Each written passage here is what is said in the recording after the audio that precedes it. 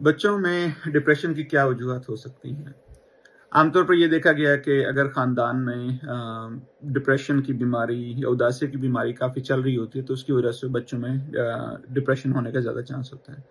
इसके अलावा जिस घर में बच्चों को छोटी-छोटी बात पे डाँटना, कंपेयर करना, उनको एहसास कमतरी का शिकार करना, उनको बिला वजह मार-पीट करना या उनके साथ बहुत ज़्यादा जो है ना घुटन का माहौल रखना, तो उसकी वजह से भी बच्चों में जो एक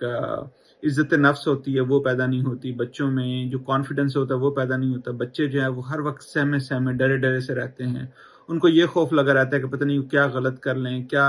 किससे जो है ना वो पेरेंट्स नाराज़ ना हो जाएँ। और हर वक़्त स्ट्रेस की वजह से जब ये बच्चे बड़े होते हैं तो वो स्ट्रेस इतना ज़्यादा हावी हो जाता है कि उसकी वजह से उनके मिज़ाज में चिड़चिड़ापन पैदा हो जाता है, उनमें उदासी पैदा हो जाती है, उनमें घबराहट पैदा हो जाती है, बाज़ दफ़ा नींद में, खाने-पीने में और इस तरह की जो है ना इलामात में जो है वो ये बच्चे मुब्तला हो सकते हैं। तो इसलिए ज़रूरी है कि हम एक तो इन अलामात को पहचानें कि बच्चों में बिला वजह चिड़चिड़ापन होना, गुस्सा होना, नींद का ना आना,